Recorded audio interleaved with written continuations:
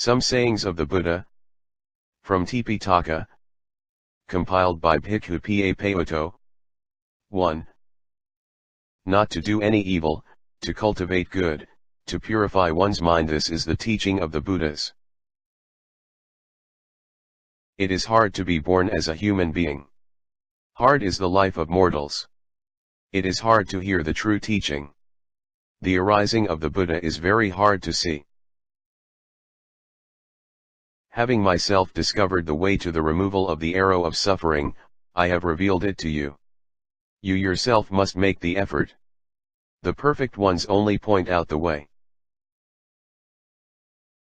As many kinds of garlands can be made of a heap of flowers, so many good deeds should be done once one is born. Better than 100 years of inactivity and idleness is one day of energetic life. Better than 100 years of folly and thoughtlessness is a single day of wise and thoughtful life. It is easy to do what is bad and harmful to oneself. What is helpful and good is hard to do. Riches ruin the foolish but not those who seek the goal. The man who overcomes his committed evil with good actions brightens up the world like the moon emerging from behind the cloud. 2. Two things, monks, I have realized: discontent with good achievements and perseverance in exertion. Like a well-trained horse when touched by the whip, let a man be active and lively. By confidence, by virtue, by effort, by concentration, and by discernment of truth, you, being perfect in knowledge and conduct, will get rid of this great sorrow. Let no man think lightly of good, it cannot be for me. Drop by drop is the pitcher filled, and little by little the wise man is filled with merit. If a man commits an evil, let him not do it again nor take pleasure in it, for the accumulation of evil is painful. Oneself indeed is one's savior. Who else could be the savior? With oneself well trained, one obtains a savior who is hard to gain. Oneself is the refuge of oneself. Who else could be the refuge? Oneself is the destiny of oneself. Therefore, take care of yourself even as a merchant takes care of his noble horse. Though one may conquer 1,000 times 1,000 men in battle, one who conquers oneself is the greatest victor. Mules and horses and elephants are excellent when trained, but more excellent is the man who has trained himself. Irrigators guide the water, fletchers strengthen the arrow, carpenters bend the wood, wise people train themselves. As a fletcher straightens his arrows, so the wise man straightens his unsteady mind, which is so hard to control. It is good to train the mind. A mind under control brings happiness. Whatever an enemy may do to an enemy or a hater to a hated, a wrongly directed mind can do one far greater harm. Neither father nor mother nor any other relative can do a man so much good as a well-directed mind. 3. The faults of others are easily seen, but one's own is hard to see. A man winnows others' faults like chaff, but one's own faults he covers as a fowler hides himself. Let a wise man first go the right way himself, and then teach others. So he will not be defiled. As he teaches others, so should he himself act. Being himself well trained, he may train others. It is indeed one's own self that is difficult to train. Happily do we live, we who have no worry. Feeders of joy shall we be, even as the shining gods. Not nakedness, nor matted hair, nor dirt, not fasting, nor sleeping on the ground, nor rubbing the body with dust or ashes, nor sitting like an ascetic can purify a man who has not overcome his doubts. The well-disciplined man is tolerant like the earth, firm like the great pillars, clear like a lake without mud. For him there is no spiritual wandering on.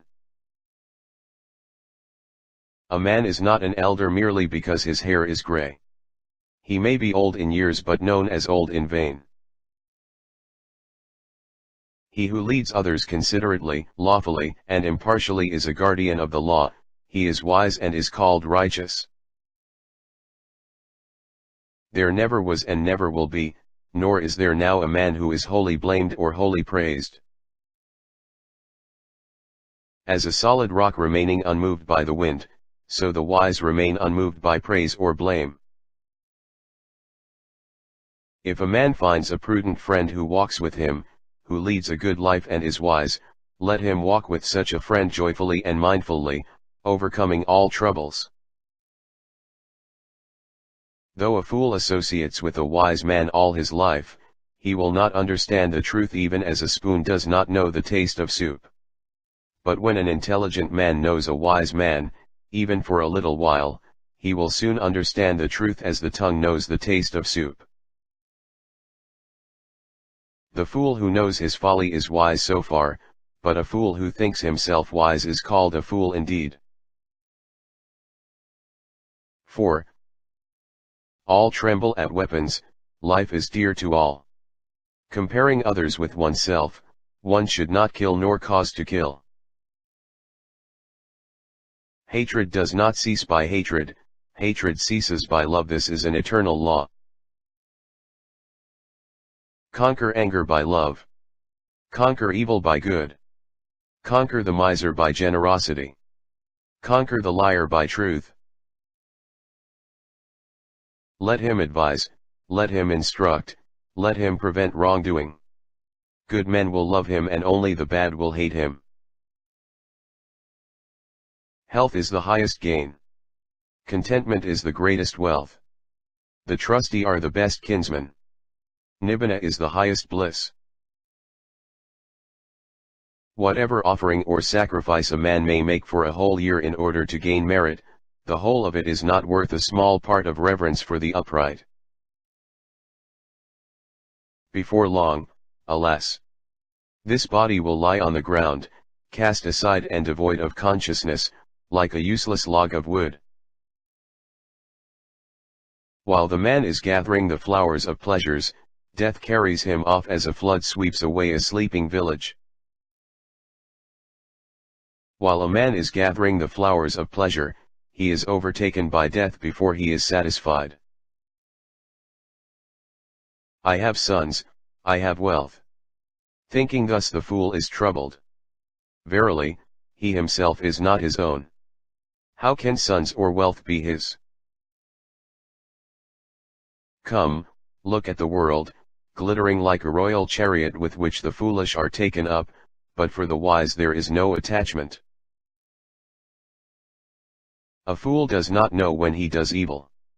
The wicked man burns by his own deeds as if burnt by fire. An evil deed does not turn suddenly like milk. Smoldering, it follows the fool like fire covered by ashes. It is an ill deed which brings remorse and the fruit of which is reaped in sorrow.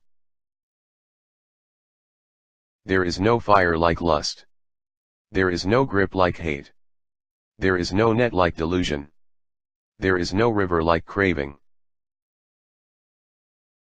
Misconduct is the taint of a woman.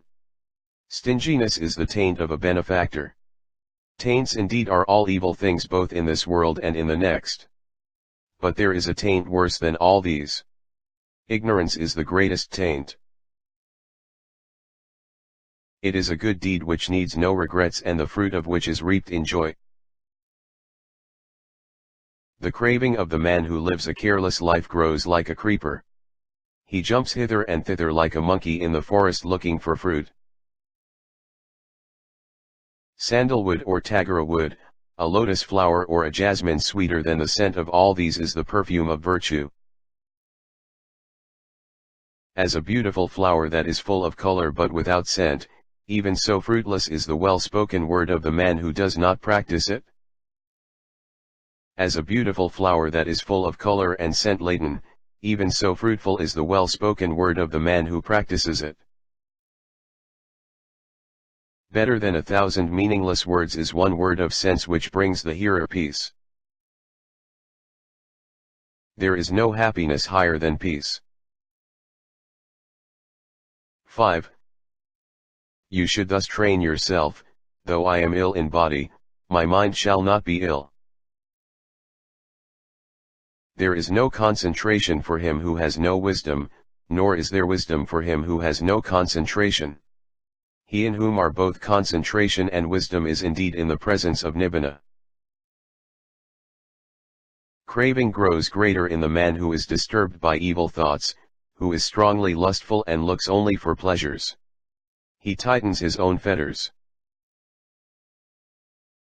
One is not a monk merely by a shaven head. How can a man be a monk if he is undisciplined, deceitful, filled with greed and desire? But he who wholly quiets the evil, whether small or great, is called a monk because he has quieted all evil. Not merely with morality and ascetic practices, nor with much learning, nor with the higher attainments, nor with solitary dwelling, nor with the thought I enjoy the bliss of renunciation, which is unknown to the worldlings, should a bhikkhu rest content so long as he has not reached the extinction of impurities. Driven on by craving, men circle around like an ensnared hare. Bound fast by fetters and bonds, for long they come to sorrow again and again. From craving springs grief, from craving springs fear. For him who is free from craving there is no grief. How then can there be fear? A man is not a sage merely because of silence, he may be dull and ignorant as well. But the wise man who, as if holding a pair of scales, takes what is good and leaves out what is evil, is indeed a sage, is a sage for that very reason.